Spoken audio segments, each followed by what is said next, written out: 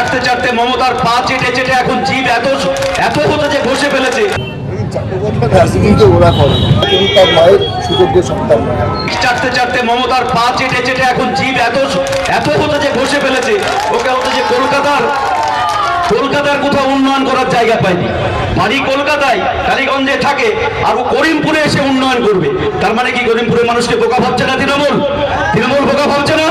ওর কলকাতায় বাড়ি, কলকাতা জেলাতে 11টা সিট আছে, তারপরে নর্থে আছে সিট আছে, সাউথ 24 পরগনায় সিট আছে, হুগলিতে সিট আছে, হাওড়াতে সিট আছে, কোথাও একটা জায়গা নাই।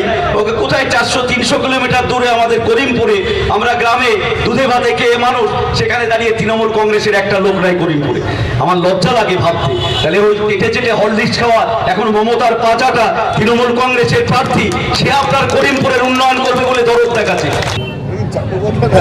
ওরা করে ঠিক আছে, নিজেদের অস্তিত্ব হারিয়েছে এখন প্রধানমন্ত্রী এবং স্বরাষ্ট্রমন্ত্রী পা তারা ছেড়ে একসঙ্গে এক হয়েছে, কারণ তারা অস্তিত্ব রক্ষা করেছে। সুতরাং ওই চাকরিতে গিয়ে রাখবে এবং ওরা যেভাবে পুরুষিকার বক্তব্য করেন তাতে আমরা করি না, কারণ আমাদের রুচি আছে, আমাদের শিক্ষা আছে, আমাদের সংস্কৃতি আছে। তো সুতরাং তারা তাদের মতন বলেছেন, তারা তাদের শিক্ষার জবাব পরিচয় দিয়েছেন।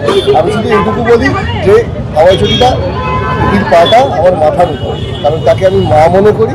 সুতরাং মায়ের পাকে ধরে থাকবে, যদি তার ভাষায় যদি সেটা মনে হয়, আমার মনে হয় তিনি তার মায়ের সুযোগ্য সন্তান। ধন্যবাদ।